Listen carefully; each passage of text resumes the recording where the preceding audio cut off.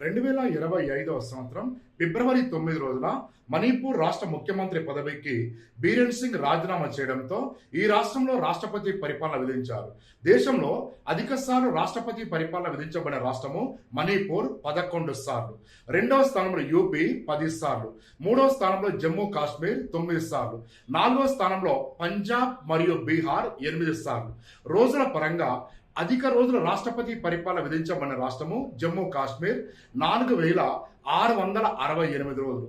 రెండవ స్థానంలో పంజాబ్ రాష్ట్రము 3878 రోజులు. మన దేశంలో మొదటిసారిగా రాష్ట్రపతి పరిపాలన 1951వ సంవత్సరంలో పంజాబ్ రాష్ట్రంలో నిర్వహించారు. ఇప్పటి వరకు రాష్ట్రపతి పరిపాలన విధించబడిన రాష్ట్రాలు ఛత్తీస్గఢ్ మరియు తెలంగాణ. దేశవ్యాప్తంగా ఇప్పటి వరకు 134 సార్లు రాష్ట్రపతి